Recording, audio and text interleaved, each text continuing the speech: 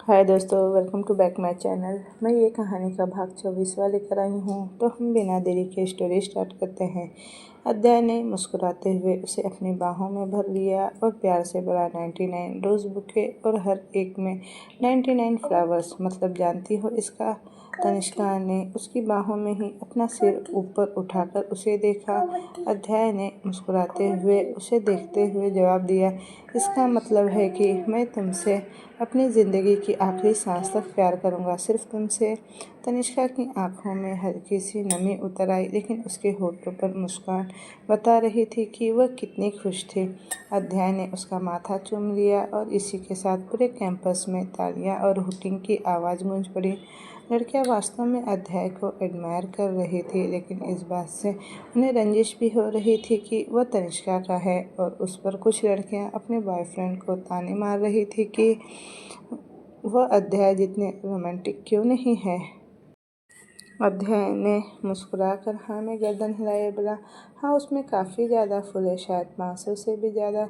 Just because मुझे पता है कि तुम्हें फूलों से कितना प्यार है, बस इसलिए ले आया। मैं सोचा तुम खुश हो जाओगी, पर मुझे लग रहा है कि मेरी मेहनत रंग लाई है। तनिष्का ने जल्दी से हाँ में गर्दन हिलाई और फिर से उसके सीने में खुद को छुपा लिया। वह इस बात पर बिल्कुल ध्यान नहीं दे रही थी कि कौन उसे देख रहा है कौन नहीं। उसके इस वक्त और भी कोई इंसान एग्जिस्ट कर ही नहीं रहा था। अध्याय ने उससे अलग होते हुए कहा, अच्छा ठीक है ये सब तो, ये बताओ कि घर चल रही हो या फिर कहीं और जाने का प्लान है तुम्हारा। तभी पीछे से इशिका आते हुए बोली, अरे जीजू ऐसे कैसे जाएगी, क्लास है हमारी आज। अध्याय ने टाइम देखा और बोला, पर टाइम तो हो गया ना, क्लासेस हुए नहीं अभी तक। नेहा ने तुरंत कहा, एक्चुअली अभी सेमेस्टर आने वाले हैं, उसी चक्कर में थोड़ी सी एक्स्ट्रा क्लासेस चल रही है, ये बाद में आ जाएगी ना। अध्याय ने ओके कहा और तनिष्का को देखकर बोला, कॉल कर देना मुझे, या तो मैं आ जाऊंगा या फिर गर्व आ जाएगा। तनिष्का ने हाँ में गर्दन हिला दी। अध्याय ने उसका माथा चूमा और वहाँ से निकल गया। तनिष्का काफ़ी खुश हो रही चुकी थी। उसने सोचा नहीं था कि अध्याय उसके लिए ऐसा कुछ करेगा, और उसके लिए बहुत बड़ी बात थी ये। किसी का उसके लिए इस तरह से प्यार जताना रेयर चांसेस था और रेयर केस भी, लेकिन ये नॉर्मल होते जा रहा था।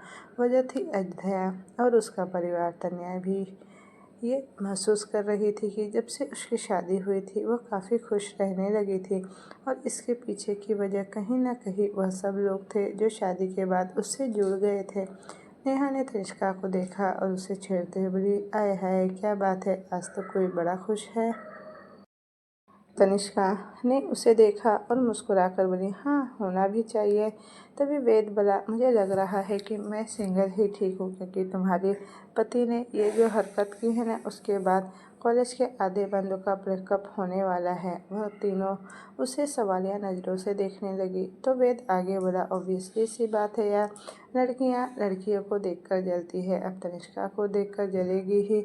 उसका हस्बैंड उसे इतनी इम्पोर्टेंस देता है, इतना प्यार करता है और इतना रोमांटिक भी है, और इसी जलन की वजह से वो अपने बंदों को कुछ ना ही कुछ सुनाएगी। और इतना नहीं कुछ हो सकता है तो ताने तो देकर ही ब्रेकअप कर ले। नेहा हंसकर बोली, अगर ऐसा है तो फिर उनको आपस में प्यार ही नहीं है, क्योंकि प्यार रियलिस्ट चीज़ों का थोड़ी ना मोहताज होता है। हाँ वो तो जीजू को थोड़ा फ्लेक्स करना था, इसलिए चले आए तनिष्का सरप्राइज़ देने के लिए, वरना आज से पहले कभी ऐसा तो नहीं हुआ। रिवांश जो उसके पास ही आ रहा था।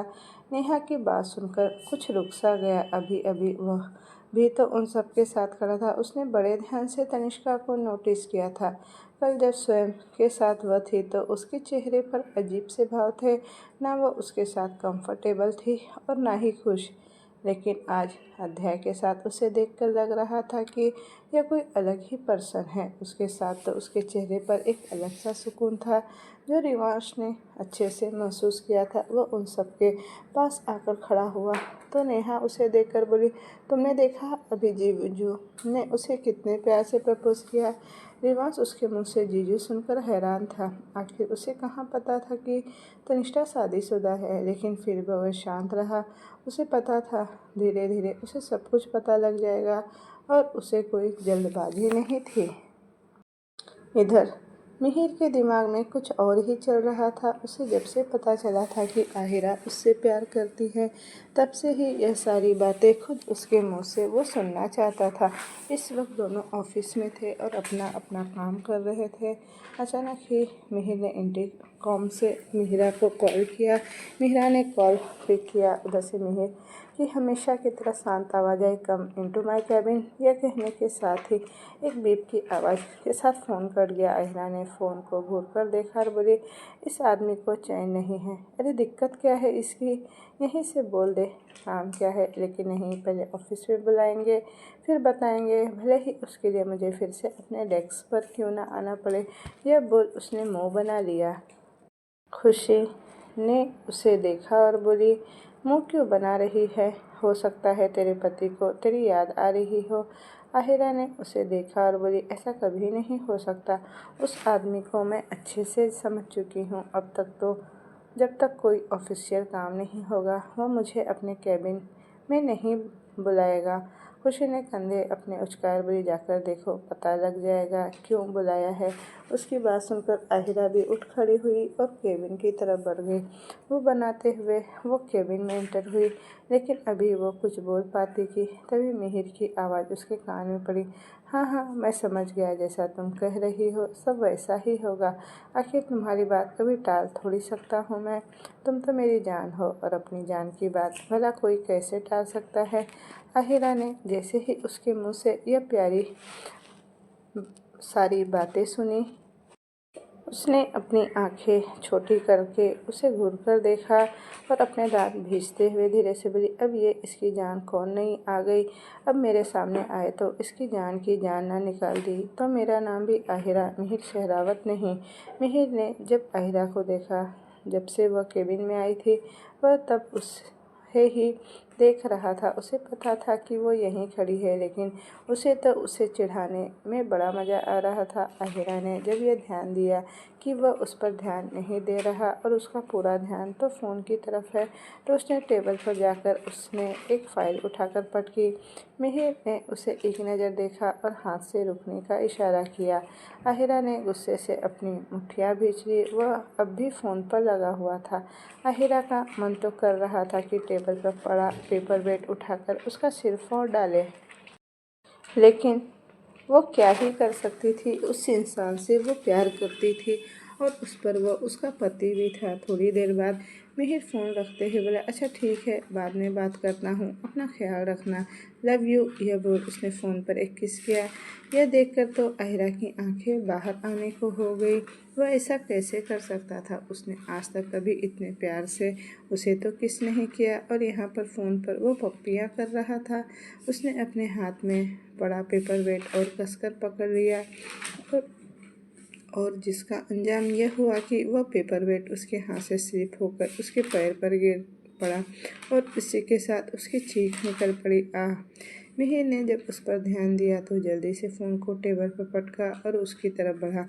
उसने उसे चेयर पर बिठाया और खुद नीचे ज़मीन पर घुटने के बल बैठकर उसका पैर देखने लगा। पेपर वेट गिरने की वजह से उसका पैर लाल हो चुका था। मिहिर ने परेशान होते हुए कहा, करती क्या हो तुम? ध्यान कहाँ था तुम्हारा? लग गई ना चोट? आहिरा की आंखों में नमी उतर आई, कुछ दर्द की वजह से और कुछ मिहिर का यह अनदेखा करना उसे पसंद नहीं आया था। मिहिर ने जल्दी से पेन रिमूवल स्प्रे उसके पैर पर स्प्रे करते हुए कहा, शांति से एक जगह टिक कर बैठना। अब थोड़ी देर के लिए आहिरा ने उठते हुए कहा, मैं ठीक हूँ, चिंता करने की कोई ज़रूरत नहीं है। उसकी बातों में आए उस रूखेपन को मिहिर महसूस कर रहा था। हालांकि आहिरा को चलने में दिक्कत हो रही थी, लेकिन फिर भी वह धीरे धीरे दरवाजे की तरफ बढ़ने लगी कि अचानक ही मिहिर ने आगे बढ़कर उसे अपनी बाहों में उठाया और उसे ले जाकर सोफे पर बैठा दिया। आहिरा ने फिर से उठने की कोशिश की तो मिहिर ने उसे फिर से ज़बरदस्ती नीचे बैठाते हुए कहा, एक जगह टिक कर नहीं बैठ सकती तुम? क्यों बार बार जिद कर रही हो? आहिरा ने उसे देखा, फिर खुद को संभालते हुए कुछ गुस्से में बोली, आपको उससे क्या लेना देना? आपको जिससे बातें कर रहे थे इतने प्यार से उससे बातें कीजिए, मेरे पास आने की ज़रूरत नहीं है। छोड़िए मुझे, जाने दीजिए। मिहिर उसे देखने लगा। वो मन ही मन मुस्कुराते हुए बोला, यह तो प्लान का हिस्सा ही नहीं था, लेकिन फिर भी अब जब यह इतना असर कर ही रहा है तो बहती गंगा में हाथ धोने में कैसी बुराई। उसने आहिरा को देखा और बोला, हाँ, उससे जो बातें करनी है वो तो मैं कर ही लूँगा। तुम्हें जो कह रहा हूँ वो तुम सुन लो। नहीं सुनना मुझे आपका कहा एक भी शब्द नहीं सुनना मुझे। छोड़ो मुझे और दूर हटो मेरे पास से। यह बोल उसने उसके सीने पर हाथ रख उसे खुद से दूर करने की कोशिश की। मिहिर ने तुरंत उसे बाहों से पकड़ अपनी तरफ खींचा। दोनों इस वक्त एक दूसरे के बेहद पास आ चुके थे। मिहिर ने उसे देखते हुए धीरे से मगर गहरी आवाज़ में कहा, इतना चिढ़ क्यों रही हो? सिर्फ फ़ोन कॉल की वजह से या उस पर जो बातें हो रही थी उस वजह से? आहिरा ने उसे घूरकर देखा और बोली, जब पता है तो क्यों परेशान कर रहे हो? यह बोल उसने मिहिर को धक्का दिया और तुरंत केबिन से बाहर निकल गई।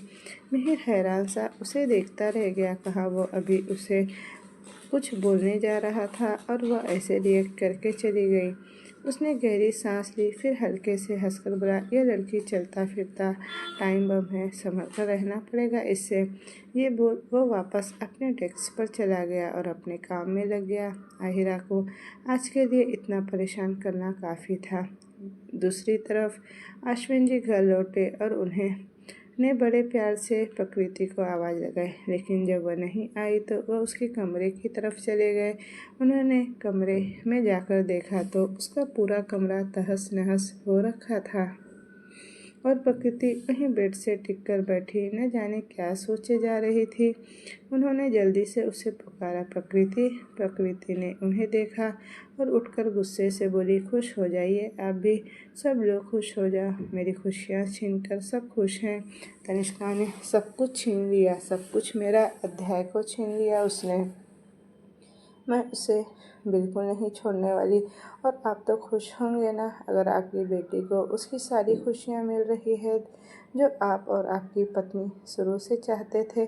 मेरे बारे में तो किसी ने कभी सोचा ही नहीं। अभी क्या सोचेंगे? अभी जाइए, आप भी यहाँ से चले जाइए, मुझे कोई बात नहीं करनी आपसे। वह चिल्लाई। अश्विन जी हैरान थे।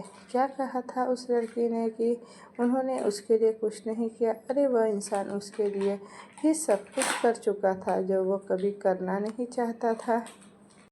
वो अपनी पत्नी, अपने छोटे बच्चों को छोड़कर उस पर सबसे ज़्यादा ध्यान दिया गया। उसकी हर एक ख्वाहिश को उसके कदमों में रख गया और आज वह उसे यह बोल रही थी कि उन्होंने उसके लिए कुछ नहीं किया। प्रकृति ने जब देखा कि वह नहीं गए तो उठकर उन्हें धक्का देते हुए कमरे से बाहर करते हुए बोली, मुझे कोई बात नहीं करनी आपसे, चले जाइए यहाँ से। यह बोल उसने उन्हें कमरे से बाहर किया और उसके मुंह पर दरवाज़ा बंद कर दिया। अश्विन जी हैरान परेशान से खड़े रह गए। इधर तनिष्का चहकते हुए घर पहुंची। किशोर जी आज घर पर ही थे। उन्होंने जैसे ही उसे देखा तो बोले, क्या बात है, आज तो हमारा बच्चा बड़ा चहक रहा है, क्या हुआ है, हमें भी तो बताओ। उसने उनके पास जाते हुए आराम से बैठते हुए कहा, पापा आपको पता है उन्होंने मुझे ढेर सारे रोज के बुके गिफ्ट किए, वो भी सरप्राइज़। उनमें तो एक सबसे बड़ा था। उसने चहक कर खुशी खुशी सब कुछ बताया।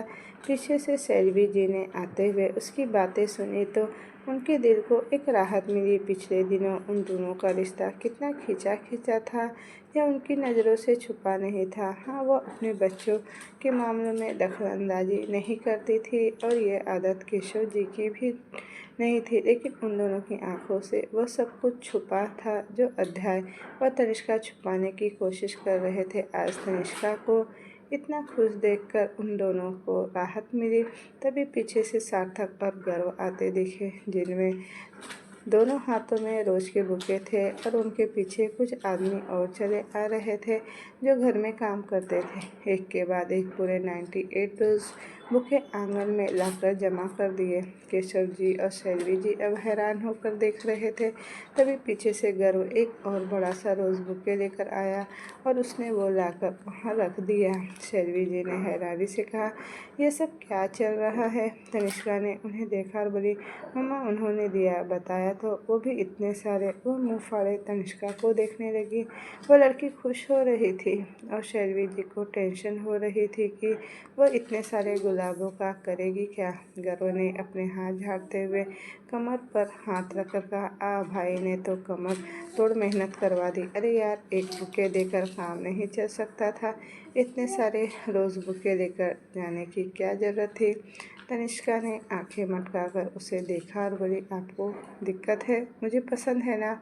केशव जी ने उसे देखा और मुस्कुराकर बोले, बिल्कुल हमारी बेटी को पसंद है और हमारे बेटे ने उसके लिए इतने सारे रोज़ बुके दिए हैं, तो क्या दिक्कत है भाई किसी को।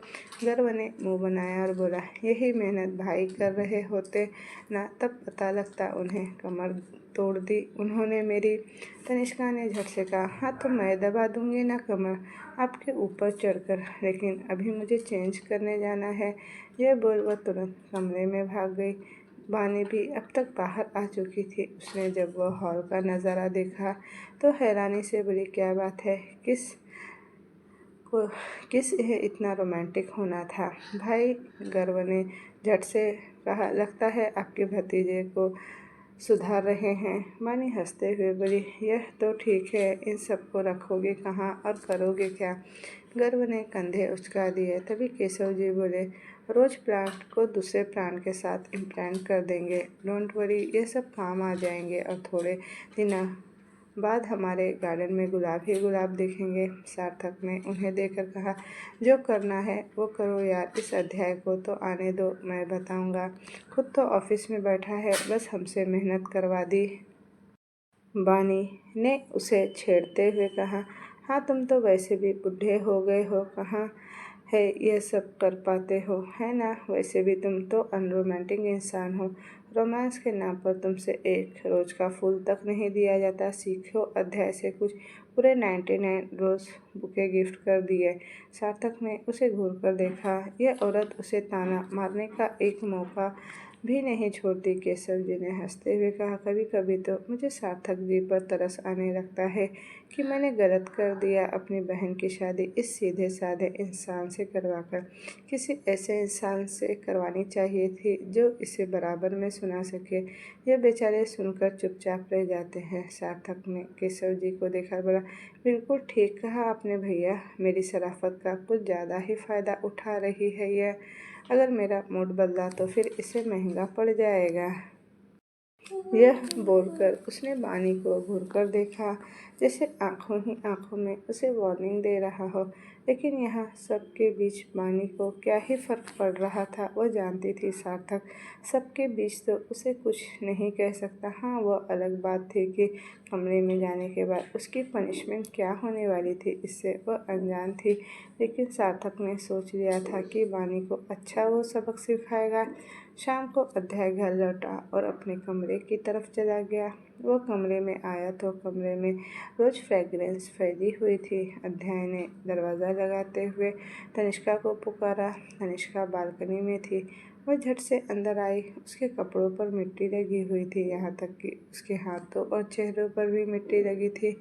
अध्याय ने उसे देखते हुए कहा, यह क्या हुलिया बना रखा है, तुमने मिट्टी खेल रही हो बच्चों के साथ। तनिष्का ने झट से हाँ में गर्दन हिलाते हुए कहा, नहीं, वह तो कुछ रोजेज मैंने बालकनी में प्लांट में भी इम्प्लांट कर दिए हैं। पापा ने कहा तो इससे दूसरे पौधे के साथ साथ हम रोजेस को भी ग्रोथ कर सकते हैं। अध्याय उसके चेहरे को देख रहा था। आज उसके चेहरे पर कुछ ज़्यादा ही रौनक नज़र आ रही थी। वह मुस्कुराया और बोला, अच्छा ठीक है, अब जाकर हाथ मुंह धोकर आओ पहले। तनिष्का जल्दी से वॉशरूम में घुस गई। थोड़ी देर बाद वह फ्रेश होकर आई और उसने अध्याय के कपड़े निकाल कर कहा, आप भी फ्रेश हो जाए, मैं चाय लेकर आती हूँ। यह बोल वो जल्दी से किचन में भाग गई। जब तक अध्याय फ्रेश होकर आया तब तक वह अपने और अध्याय के लिए चाय लेकर आ गई थी। दोनों आराम से बैठे बैठे चाय पीने लगे। अध्याय की नज़र सिर्फ उसके चेहरे पर थी। उसकी आंखों में फिर से वही खुशी देखकर न जाने क्यों उसके दिल में एक सुकून महसूस हो रहा था। उसने मन ही मन खुद से कहा क्या कर रहा था मैं किसी और के लिए इसे इतना हर्ट कर दिया, लेकिन अब और नहीं। सबसे ज़्यादा इम्पोर्टेंट मेरी ज़िंदगी में सिर्फ यही है और कोई नहीं। अध्याय अभी भी उसे देख रहा था। तनिष्का ने जब महसूस किया तो उसे देखकर बोली, आप मुझे ऐसे क्यों देख रहे हो? अध्याय ने हल्के से मुस्कुरा कर कहा, कुछ नहीं, बस काफ़ी दिनों बाद तुम्हें इतना खुश देखा है, जो आंखें तुमसे हटाने को तैयार नहीं हो रही। और सच कह रहा हूँ, मैं बिल्कुल नहीं चाहता कि अब ये आंखें तुमसे हटकर किसी और पर जाकर रुके। तनिष्का मुस्कुरा दी। वह आज सच में काफ़ी खुश थी। तभी तनिष्का के फ़ोन पर एक मैसेज पॉपअप हुआ। उसने फ़ोन उठाकर मैसेज चेक किया तो ये नेहा थी। उसने वो मैसेज ओपन किया तो उसमें एक तरफ अध्याय की और तनिष्का की फ़ोटो थी, जिसमें अध्याय का प्रपोज़ल दिखाया जा रहा था। वहीं दूसरी तरफ स्वयं की प्रपोज़ल वाली फ़ोटो थी और यह फ़ोटो कॉलेज पोर्टल पर काफ़ी वायरल हो रही थी। तनिष्का ने आंखें बड़ी बड़ी करके उस फ़ोटो को देखा। तभी नेहा का मैसेज आया, तुम्हारे बारे में काफ़ी गॉसिप हो रही है। तनिष्का ने तुरंत कमेंट्स ओपन किए और पढ़ने लगी। वह जैसे जैसे कमेंट्स पढ़ रही थी, वो हैरान होते जा रही थी। अध्याय ने उसके चेहरे के एक्सप्रेशन देखे तो उसके हाथ से फ़ोन लेते हुए बोला, ऐसा भी क्या देख रही हो जो पल पल में तुम्हारे चेहरे का रंग बदल रहा है? यह बोल उसने फ़ोन की तरफ देखा। उसने वह फ़ोटो देखी और वह सारे कमेंट जो अभी अभी वो पढ़ रही थी। जाहिर था उसमें तनिष्का को कहीं ना कहीं क्रिटिसाइड भी किया जा रहा था, तो कहीं उसके फेवर में था, कहीं लड़कियां स्वयं के लिए फेवर ले रही थी, तो कहीं अध्याय तनिष्का को लेकर जल रही थी। अध्याय ने उस फ़ोन को बंद करके एक और रखा और तनिष्का के हाथों को पकड़ प्यार से बोला, इन सब पर ध्यान देने की ज़रूरत नहीं है। यह सिर्फ 2 दिन का खेल है, बाद में सब भूल ही जाने वाले हैं। और वैसे भी मैंने यह इसलिए किया था कि लोगों के दिमाग में यह रह न जाए कि तुम स्वयं के साथ रिलेशन में हो। तुम सिर्फ मेरी हो, सिर्फ और सिर्फ मेरी। और इस बात को मुझे दुनिया के सामने एक्सेप्ट करने में भी कोई दिक्कत नहीं है और मैं नहीं चाहता कि कोई भी तुम्हारा नाम मजाक में भी किसी दूसरे आदमी से जोड़े। तनिष्का बस अध्याय को देखे जा रही थी। जब से उसने उससे प्यार का इजहार किया था, तब से तनिष्का ने महसूस किया था कि उसका प्यार अब हर पल में दिखने लगा है। वह मुस्कुराते हुए उसके सीने से लग गई। अध्याय ने भी उसे अपनी बाहों में भरते हुए उसके माथे को चूम लिया। तनिष्का धीरे से मुस्कुरा कर बोली, मुझे इन सब से कोई फ़र्क नहीं पड़ता। जब तक आप साथ हैं तब तक सब कुछ ठीक है। उसकी बात अध्याय के होठों पर मुस्कुराहट ले आई थी। वहीं इधर कोई था जो जल भुनकर राख हुआ जा रहा था और वह था स्वयं। स्वयं ने उसकी फ़ोटो को देखा तो उसका दिमाग ख़राब हो गया। उसने अपना फ़ोन ज़मीन पर पटकते हुए गुस्से से कहा, तुम ऐसा कैसे कर सकती हो? मेरे प्रपोज़ल को तुमने रिजेक्ट कर दिया और दूसरे दिन किसी दूसरे आदमी का प्रपोज़ल एक्सेप्ट कर लिया। तुम आखिर ऐसा कैसे कर सकती हो तनिष्ठा? 4 साल से हम साथ थे और आज तुम किसी और की बाहों में हो और मैं उस आदमी को छोड़ूंगा नहीं। तुम सिर्फ मेरी हो, सिर्फ और सिर्फ स्वयं व्यास की। यह कहते हुए उसकी आंखों में अजीब से भाव थे। वह नफ़रत नहीं, जुनून था। उसे पाने की जिद थी जो उसकी आंखों में साफ दिख रही थी।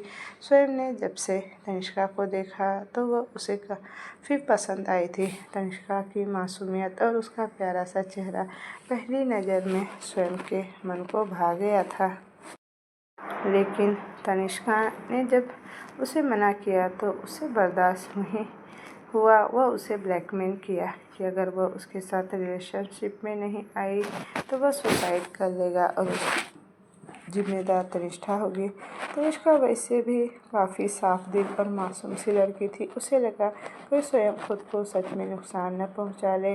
और जब उस दिन स्वयं कॉलेज की छत पर चढ़कर तनिष्का से कह रहा था कि अगर अभी उसने हाँ नहीं की तो वो यहीं से कूद जाएगा, तो तनिष्का ने डर कर तुरंत हाँ कर दी।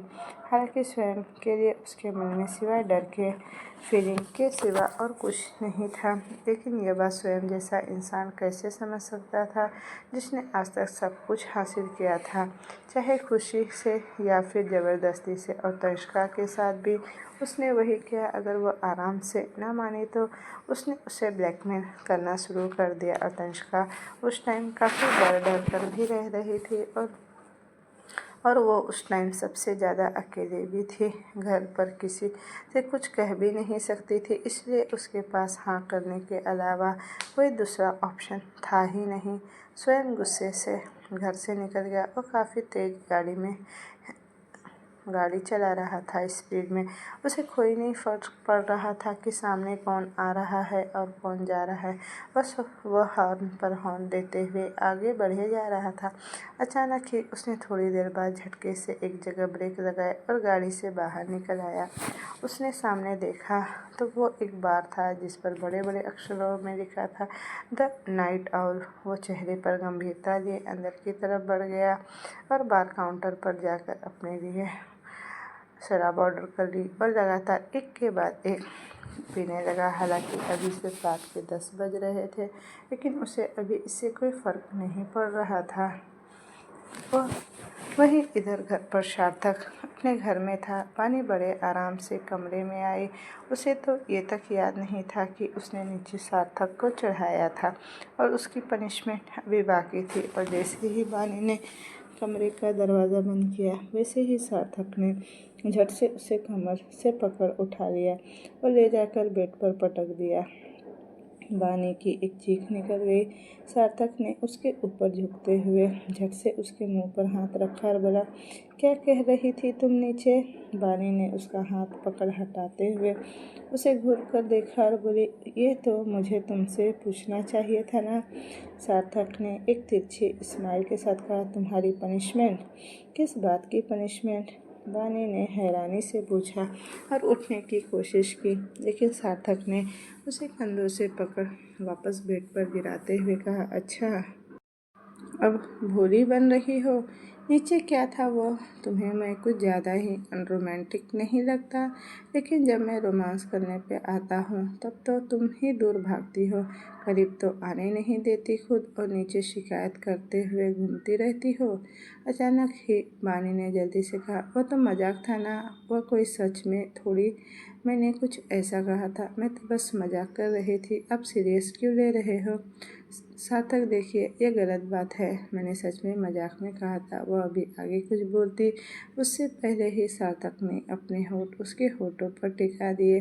बानी के आगे के शब्द उसके गले में अटक कर रह गए।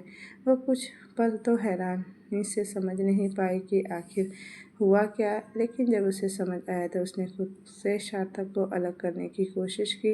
लेकिन सार्थक आज जीत पर अड़ा था। वह बानी को इतने सस्ते में तो नहीं छोड़ने वाला था, और गलती तो बानी की थी। उसने जानबूझकर सार्थक को प्रवोक किया था। सार्थक ने बानी के दोनों हाथों को थाम उसके सिर के ऊपर बेड से दबाया। अब बानी हिल भी नहीं पा रही थी। थोड़ी देर बाद सार्थक उससे अलग हुआ तो बानी गहरी गहरी सांसें लेते हुए उसे घूर कर देखते हुए बोली, छोड़ो, मुझे जाने दो। ये क्या कर रहे हो आप? अथर्व के लिए छोटी बहन लाने की प्रिपरेशन कर रहा हूँ। सार्थक ने हल्के से हंसते हुए उसे चिढ़ाया। बानी मुँह खोली उसे हैरानी से देखने लगी। यह आदमी हद से ज़्यादा बेशर्म था। लोगों के सामने वह कितना सीधा साधा था ना, लेकिन बानी के सामने उसकी सारी शराफत गायब हो जाती थी। जब वह अपनी पर आता तो बानी की एक नहीं सुनता था, और इस वक्त भी वह बानी पर हावी ही था। बानी उसे रोकती या कुछ कहती उससे पहले ही सार्थक के होठ उसकी गर्दन और गले पर चलने लगे। बीते वक्त के साथ साथ बानी भी उसकी हरकतों से बहकने लगी थी। वह कितनी भी कोशिश कर लेती, सार्थक से खुद को बचा पाना उसके बस की बात नहीं थी। वह धीरे धीरे दोनों अपने प्यार भरी दुनिया में खो गए। इधर आहिरा ने घर आने के बाद मिहिर से बिल्कुल बात नहीं की थी। मिहिर उससे कुछ कहता या पूछता तो वह उसका उल्टा जवाब देती या फिर गुस्से में घूर कर निकल जाती। मिहिर बेचारा परेशान हो चुका था। उसे समझ नहीं आ रहा था कि उसने ऐसा भी क्या कर दिया था। अब उसे यह कौन समझाता कि आहिरा को जलन हो रही थी। वह जानना चाहती थी कि मिहिर ने किसे आई लव यू कहा, लेकिन सामने से वो पूछ नहीं सकती थी। उस पर उसे बार बार यह भी लगता था कि वह तो मिहिर से प्यार करती है, लेकिन क्या मिहिर के दिल में भी उसके लिए वो फीलिंग है जो उसके दिल में है? वह अपनी ही उलझन में उलझ कर रह गई थी। वहीं मिहिर कुछ और ही सोच रहा था। उसके मन में न जाने कहाँ से ये ख्याल आया कि वह उसे सारी बात बता दे, अहिरा के मुँह से खुद के सामने सुननी है। तो अहिरा ने खुशी से कही थी। वह चाहता था कि वह सामने से आकर उसे अपनी फीलिंग डिफेंस करे, इसलिए तो उसने यह सारा ड्रामा किया था। लेकिन अब उसे यह भारी पड़ रहा था। लेकिन अभी भी वह फ़ोन पर किसी से बात कर रहा था। यह सवाल बना हुआ था। सबसे ज़्यादा इस टाइम पर कोई खुश था तो वह तनिष्ठा थी। उसके और अध्याय के बीच वापस सब कुछ नॉर्मल हो रहा था और उसे यही तो चाहिए था। उसे काफ़ी सुकून मिल रहा था। मिलता भी क्यों ना। इतने दिनों में प्रकृति ने उसकी ज़िंदगी में कलेश जो कर रखा था वह शांत हो गया था और उसे खुश देखकर तो घर में सब कोई खुश थे। लेकिन अध्याय राम के बारे में सोच रहा था। तनिष्का ने जब उसे इस तरह सोच में बैठे देखा तो उसके पास जाकर उसे कंधे से पकड़ हिलाते हुए बोली, अब आप क्या सोच रहे हैं? मैं कब से आपसे बातें कर रही हूँ। अध्याय मानो होश में आया। उसने तो उसकी एक भी बात नहीं सुनी थी। तनिष्का ने उसे इस तरह परेशान देखा तो बोली, सब कुछ ठीक तो है ना? परेशान लग रहे हो आप। अध्याय ने गहरी सांस भरी और बोला, कुछ नहीं, तुम्हारा भाई को मनाना है, वो मैं बस वही सोच रहा हूँ। तनिष्का सवालिया नज़रों से उसे देखने लगी। तो अध्याय बोला, राम की बात कर रहा हूँ। हमारे बीच जब इतना सब कुछ चल रहा था तो राम को कहीं से पता लग गया कि मैं प्रकृति से मिला हूँ। इस बात से वो काफ़ी नाराज़ हुआ। यहाँ तक कि उसने मुझे यह धमकी तक दे दी कि वह तुम्हारा और मेरा डिवोर्स करवा देगा। यह सुनकर तो तनिष्का हैरानी से आंखें फाड़े उसे देखने लगी। उसे तो इस बारे में कोई अंदाज़ा भी नहीं था कि ऐसा भी कुछ हुआ है। वह उसे हैरानी से देखी और बोली, पर ऐसा कैसे? अध्याय मुस्कुराकर बोला, तुम उसे भैया कहती हो ना, और वह जो रिश्ता बनाता है उसे दिल से निभाता है, भले ही वह खून के रिश्ते हो या फिर मुंह बोले। तुम्हारे लिए उसने अपनी दोस्ती तक को दांव पर लगा दिया, तो अब मुझे उसे भी तो मनाना होगा ना। जब सब कुछ ठीक हो ही रहा है तो तनिष्का ने उसकी बात सुनी तो इस बारे में वो सोचने लगी। राम सच में उसे काफ़ी ज़्यादा लगाव रखता था और ये तनिष्ठा भी जानती थी। लेकिन उसे नहीं पता था कि उसके लिए वह अपने दोस्त के खिलाफ भी चला जाएगा। उसने जब यह सुना तो उसे काफ़ी खुशी भी हुई कि कोई और भी था जो उसे इतनी इम्पोर्टेंस देता था, और यह सुनकर वो सच में काफ़ी खुश थी। लेकिन अब प्रॉब्लम यह थी कि राम को मनाया कैसे जाए। अध्याय यही सोच रहा था, लेकिन उसे कुछ रास्ता समझ नहीं आ रहा था। तनिष्का ने उसे है इतना सोचते देखा तो बोली, वो मान जाएंगे ना। वैसे भी भाई ज़्यादा देर तक नाराज़ कहाँ रहते हैं। आप तो हमेशा उनकी फ़ाइट सुलझाते हो ना, तो वह भी समझ जाएंगे। अध्याय ने उसकी बात सुनी तो बोला, दिक्कत तो यही है कि मैं तो उसकी फ़ाइट सुलझाता हूँ और उस नालायक ने मुझे डिवोर्स की धमकी दे दी। यह बोलकर अध्याय ने मुँह बना लिया। तनिष्का उसे ऐसे देखकर सच में हंसी पड़ी और फिर बोली, अच्छा ठीक है ना, अब सो जाओ, नींद आने लगी है, कल जाकर बात कर लेना। वैसे भी वो मान जाएंगे, मुझे पता है। अध्याय ने उसे देखा। सच में उसकी आंखें अब नींद से भारी लग रही थी। तनिष्का ने अपनी पलकें झपकाई और बोली, सो जाओ ना। अध्याय ने मुस्कुराकर उसे अपनी आगोश में भर लिया और उसे लेकर लेटते हुए आंखें बंद करी। तनिष्का ने भी तुरंत अपनी आंखें बंद की और दोनों सुकून से सो गए। अगली सुबह राम ऑफिस पहुंचा। आज अध्याय उससे पहले ऑफिस पहुंच चुका था। राम ने उसे देखा लेकिन कुछ कहा नहीं और चुपचाप अपने केबिन में चला गया। अध्याय ने उसे घूर कर देखा और कहा, नालायक कहेगा, जब तनिष्का मान चुकी है तो अब इसे क्या दिक्कत है। यह बोलकर वो उठा और उसके केबिन की तरफ बढ़ गया। वह सीधे उसके केबिन में गया तो राम ने उसे देखकर कहा, इंसान में मैनर्स भी होनी चाहिए, ऐसे ही मुंह उठाकर कभी भी कहीं भी नहीं घुसा जाता। अध्याय ने उसे घूरा और जोर से केबिन का दरवाज़ा बंद करते हुए उसके सामने वाली चेयर पर जाकर आराम से बैठ गया और कुछ पल तक उसे घूरता रहा। राम को इससे कोई फ़र्क नहीं पड़ा। वह आराम से अपने लैपटॉप में काम में लगा हुआ था। अध्याय ने उसे घूरते हुए कहा, 2 मिनट के लिए इस डब्बे को साइड करेगा। राम ने बिना किसी लाग लपेट के कहा, अभी मैं बिजी हूँ, जो बात करनी है वो बाद में करना। यह सुनकर अध्याय को अब और गुस्सा आ गया। उसने जोर से पेपर वेट उठाकर जमीन पर पटक दिया। राम ने अब सर उठाकर उसे देखा और बोला, ज़्यादा गुस्सा करने की ज़रूरत नहीं है, मैं बिजी हूँ, मुझे तुझसे कोई बात नहीं करनी। जो भी बात करना है वो बाद में करते हैं।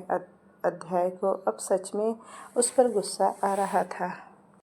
यह आदमी कुछ ज़्यादा ही भाव खा रहा था। अध्याय ने गुस्से में जाकर उसका कॉलर पकड़ा और उसे उठाकर झंझोड़ते हुए कहा, कमीने, एहसान फरामोश, मैं हर बार तेरा डिवोर्स होने से बचाया और तू मेरा ही डिवोर्स करने चला गया। कितना कमीना है रे तू। राम ने उसकी बात सुनी तो गुस्से में उसने भी उसकी कॉलर पकड़ लिया और उसे धक्का देते हुए दीवार से ले जाकर लगा दिया और उसे घूरते हुए गुस्से में बोला, कम से कम तेरे जैसी हरकतें तो नहीं की ना मैंने। तेरी हरकतों के बाद मुझे लगता है कि तनिष्का को भी तेरे साथ रहना नहीं चाहिए। वह अध्याय को सच में गुस्सा दिलाने का काम कर रहा था। अध्याय ने उसे घुमाकर दीवार से लगाते हुए कहा, ऐसा भी क्या कर दिया मैंने, बता जरा। पूरी बात तुम्हें पता है ही नहीं और बिना वजह की मुझ पर फटने को तैयार है। पहले पूछ तो सही अपनी बहन से जाकर कि पूरी बात क्या है। उससे पहले ही मुझसे लड़ने आ गए। राम ने उसके हाथों को पकड़ कहा, हाथ हटा कॉलर से, मुझे तुमसे कोई बात नहीं करनी। बेवजह में झगड़ा बढ़ेगा। लेकिन अध्याय उसे घूर कर देखने जा रहा था। वह न खुद पीछे हुआ न ही उसके कॉलर को छोड़ा। तभी केबिन का दरवाज़ा खुला और दोनों की नज़र एक साथ उस तरफ गई। दरवाजे पर तनिष्का खड़ी थी, जो हैरानी से उन दोनों को देखे जा रही थी। तनिष्का ने उन दोनों को देखते हुए कहा, ये आप दोनों क्या कर रहे हो। अध्याय ने तुरंत राम के कॉलर को छोड़ दिया और तनिष्का को देख बोला, तुम यहाँ क्या कर रही हो। मैंने तुम्हें कॉलेज ड्रॉप करके आया था ना, मैं यहाँ कैसे आई। तनिष्का ने उसके सामने उसका फ़ोन करते हुए कहा, हमारे फ़ोन एक्सचेंज हो गए। मैं तो आपको फ़ोन देने आई थी, मुझे लगा आपको कोई इम्पोर्टेंट कॉल आया तो। अध्याय ने उसके हाथ से फ़ोन लिया और अपनी पॉकेट में फ़ोन निकाल कर देखा, फिर उसे देते बोला, ठीक है अब वापस कॉलेज जा। लेकिन आप दोनों क्या कर रहे थे। तनिष्का ने उसकी बात काटते हुए सवाल किया। राम ने बात संभालते हुए कहा, कुछ नहीं, बस हमारा रोज का है, तुम छोड़ो ये सब और जाओ कॉलेज। तनिष्का को कुछ गड़बड़ लग रही थी। उन दोनों के चेहरे, उनकी आंखें और उनकी बातें बिल्कुल भी मैच नहीं कर रही थी। वह जाकर सोफे पर बैठ गई और उन दोनों को देखने लगी। अध्याय कुछ बोलने को हुआ कि तनिष्का थोड़े रौब से बोली, चुपचाप से दोनों यहाँ आकर खड़े हो जाओ। उसने बिल्कुल ऑर्डर देने वाले अंदाज में कहा। राम और अध्याय ने उसकी ऐसी बात सुनी तो तुरंत एक दूसरे को देखा कि तनिष्का ने फिर से अपनी बात दोहराई। इस बार दोनों चुपचाप उसके सामने जाकर खड़े हो गए। वह दोनों उसे ही देख रहे थे, वही तनिष्का उन दोनों को घूर रही थी। उसने राम को देखा और बोली, भैया आप इनसे नाराज़ हो। राम चौंक गया। फिर उसने अध्याय को देखा लेकिन कुछ कहा नहीं, चुपचाप अपनी गर्दन झुका ली। तनिष्का ने फिर अध्याय को देखा और बोली, आप इनसे नाराज़ हो। अध्याय ने ना में गर्दन हिला दी। तो तनिष्का बोली, तो फिर दिक्कत क्या है, लड़ क्यों रहे हो आप दोनों। मैं इतनी भी बच्ची नहीं हूँ, इनफैक्ट मैं बच्ची नहीं हूँ, मैं सब समझती हूँ। कुछ बोलते नहीं इसका मतलब ये थोड़ी ना है कि मुझ में कोई समझ ही नहीं। राम ने एक नज़र उसे देखा और चुप रहा। तनिष्का उठकर उसके पास गई और उसे हक करते हुए मुस्कुरा कर बोली, थैंक यू भैया मेरे लिए स्टैंड लेने के लिए। लेकिन सच में ऐसा कुछ भी नहीं है। जो कुछ भी था वो हम पहले ही क्लियर कर चुके हैं और मुझे नहीं लगता कि आपको भी उनसे अब नाराज़ रहना चाहिए। वो कल रात से ही परेशान है कि आपको मनाए कैसे, यह उनके समझ में नहीं आ रहा। वो तो बात करने आए थे लेकिन यहाँ तो आप लोग झगड़ रहे थे। राम ने तनिष्का के सिर पर प्यार से हाथ रखा और उसके सर को सहलाते हुए बोला, ठीक है समझ गया मैं, तुम चिंता मत करो। तनिष्का ने सर उठाकर उसे देखा और फिर बोली, पक्का ना, अब फिर से नहीं लड़ोगे ना। सच में ऐसा कुछ नहीं था, उन्होंने मुझे कोई चीट नहीं किया और मुझे नहीं लगता कि पास्ट को हमारे प्रेजेंट पर हावी होने देना सही है। मुझे लगता है जो था वो वहीं रह गया, लेकिन आज तो हम दोनों है ना, इसलिए उसे वही रहने देते। हमारे बीच कोई तीसरा नहीं आ सकता। और फिर आप तो हो ही, मुझे पता है ना। यह बोलकर वह मुस्कुरा दी। अध्याय तनिष्का को देख रहा था। वो काफ़ी समझदार लड़की थी। हाँ, वह भोली और मासूम बनकर रहती थी, लेकिन सच में वो सब कुछ समझती थी। राम उसकी बात सुनकर मुस्कुरा दिया और बोला, ठीक है, मैं समझ गया, मैं कुछ नहीं बोलूँगा। ठीक है, बस तुम खुश रहो। उसकी बात सुनकर तनिष्का के होठों पर बड़ी सी स्माइल आ गई। वो उससे अलग होते हुए तुरंत बोली, अच्छा, तो अब आप दोनों एक दूसरे से गले मिलो, तब मैं मानूंगी कि आप अब लड़ोगे नहीं। अध्यय हैरानी से तनिष्का को देखने लगा। वो अभी अभी मन ही मन उसकी तारीफ कर रहा था और अब उसके बिल्कुल बचकानी से बात कर रही थी, लेकिन उन दोनों के पास ही उसकी बात मानने के अलावा कोई दूसरा ऑप्शन नहीं था। दोनों ने एक दूसरे को देखा और अगले ही पल एक दूसरे के गले लग गए। अध्याय ने धीरे से कहा, सॉरी यार, अब माफ़ भी कर दे, सच में ऐसा कुछ नहीं था। राम ने उसके बात का जवाब देते हुए बड़े आराम से कहा, ठीक है, जो माफ़ किया, लेकिन यह पहली और आखिरी बार है। इसके बाद ऐसी गलती दोबारा नहीं होनी चाहिए। उसकी यह बात सुनकर अध्याय मुस्कुरा दिया।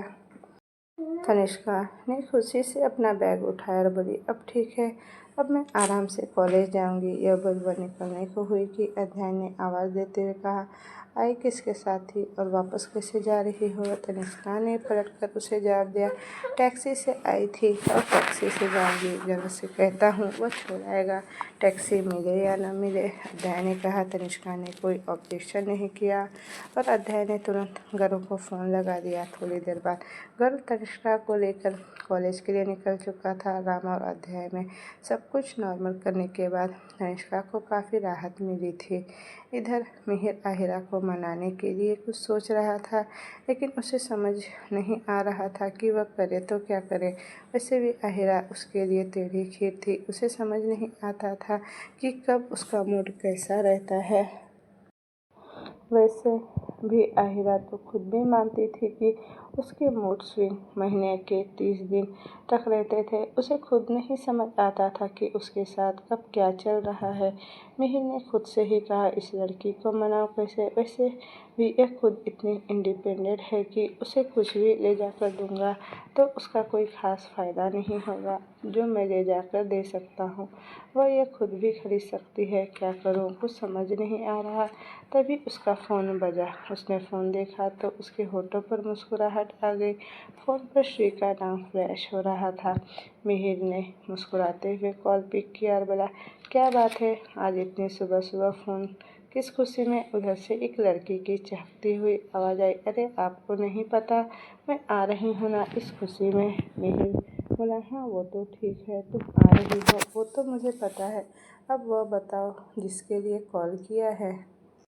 श्री ने मुंह बनाते हुए कहा, हर बार कैसे पता चल जाता है कि मुझे कुछ काम है तभी मैं कॉल करूँगी, क्योंकि तुम्हारी आदत है बेटा, तुम्हारी रग रग से वाकिफ़ हूँ मैं। मिहिर ने हंसते हुए कहा। श्री का अब मुंह बन गया। वो बोली, अच्छा ठीक है, मान गई मैं। मुझे बस यह बताओ कि मैं सीधा घर आऊँगी तो मुझे डांट तो नहीं पड़ेगी ना? मिहिर कुछ पर रुका, फिर बोला, डांट क्यों पड़ेगी? श्री ने जल्दी से जवाब दिया, ज़्यादा बनो मत, आपको सब पता है, आंटी डांटेगी। मिहिर हल्के से मुस्कुराकर बोला, बिल्कुल भी नहीं, तुम इतने सालों के बाद आ रही हो, वो भला क्यों डांटेगी? तुम चुपचाप से घर आ जाओ, हम मिलते हैं ना, बाकी टाइम हो गया है। श्री ने मुस्कुराकर ओके कार बोली, अब तो मैं घर आकर ही बात करूँगी। यह बोल उसने जल्दी से फ़ोन कट कर दिया। मिहिर ने हैरानी से फ़ोन को देखा और बोला, अजीब लड़की है। यह बोल उसने आराम से फ़ोन रख दिया। तभी आहिरा की आवाज़ आई, मेरे अलावा सबसे इतने प्यार से बात कर लेते हो, आखिर करते कैसे हो ये सब? मिहिर हैरानी से रह गया। उसने पलटकर पीछे देखा। आहिरा वहीं खड़ी थी। आंखों में अजीब से भाव थे। देखने पर लग रहा था कहीं गुस्सा है तो कहीं लग रहा है कि अभी वो रो ही देगी। मिहिर ने उसे देखते हुए कहा, क्या, किस बारे में बात कर रही हो तुम? उस बारे में जिससे बात कर रहे थे इतने प्यार से। कभी मुझसे तो बात नहीं की आपने इतने प्यार से। इनफैक्ट कभी कोशिश भी नहीं की होगी ना। क्या इतनी बुरी हूँ मैं? आहिरा ने बिना किसी भाव के कहा।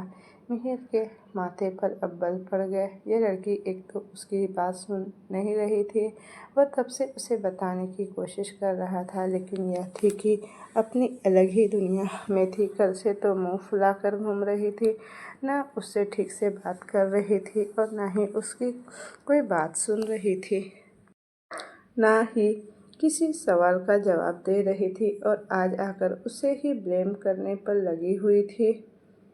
मिहिर ने आंखें छोटी करके उसे घूरा बढ़ा। तुम सुनती भी हो मेरी? मैं क्या कहने की कोशिश कर रहा हूँ, यह भी समझ आता है तुम्हें? आहिरा ने बिना किसी भाव के कहा। हाँ, नहीं आता समझ में तो समझाओ ना। मना किसने किया है? पत्नी हूँ ना आपकी। हक नहीं जता सकते थोड़ा भी? ना हक जताते हो ना हक जताने देते हो। रोज़ के पास गई और उसकी आंखों में देखते हुए बोली, मुझे आपका नहीं पता, लेकिन मुझे तकलीफ़ होती है आपका यह नज़रअंदाज करना, किसी और से हंस मुस्कुरा कर बात करना, वो भी सिवाय मेरे, मुझे बहुत तकलीफ़ देता है। यह सुनकर मिहिर ने तुरंत कहा, क्यों, तुम्हें इससे क्या प्रॉब्लम, और वैसे भी क्या दिक्कत है? आहिरा एकटक उसे देखने लगी, लेकिन कुछ भी बोली नहीं, जबकि मिहिर उसके जवाब का इंतज़ार कर रहा था। आहिरा कुछ पल तक उसे देखती रही, फिर गहरी सांस भरकर बोली, मुझे कुछ नहीं कहना। ये बोलकर वो पीछे पलट गई और जाने को हुई कि मिहिर ने उसकी कलाई पकड़ ली और उसे झटके से अपनी तरफ खींचा। आहिरा उसके सीने से आ टकराई। उसने सिर उठाकर मिहिर को देखा। वो अपनी गहरी काली आंखों से आहिरा को ही देख रहा था। मिहिर ने उसकी आंखों में गहराई से झांकते हुए कहा, कुछ पूछा मैंने, पर जवाब दिए बिना तो तुम बिल्कुल नहीं जा सकती। मेरे सवाल का जवाब दो, फिर जहाँ जाना होगा चली जाना। आहिरा ने उसे घूर कर देखा और बोली, कोई ज़बरदस्ती है क्या? यह बोल उसने मिहिर के सीने पर अपना हाथ रखा और उसे धक्का देने को हुई कि मिहिर ने उसकी दोनों कलाइयों को था उसके हाथों को मोड़कर पीछे उसकी पीठ से लगा दिया और उसे देखते हुए हल्के से मुस्कुराकर बोला, मुझे हल्के में लेने की कोशिश मत करना। मैं क्या हूँ ये तुम ठीक से अभी तक समझ नहीं पाई हो, समझी? इसीलिए जो पूछ रहा हूँ उसका जवाब दो। इतनी जलन किस बात की है? मैं किसी से बात कर रहा हूँ यह जाने बिना इतनी जलन हो रही तुम्हें, आखिर क्यों? मानता हूँ पत्नी हो मेरी, लेकिन इसका मतलब यह थोड़ी ना है कि बात बात पर शक करो। आहिरा ने अपने हाथों को छुड़ाने की कोशिश करते हुए कहा, मेरे हाथ छोड़िए और मुझे कुछ नहीं कहना, बस मेरा हाथ छोड़िए।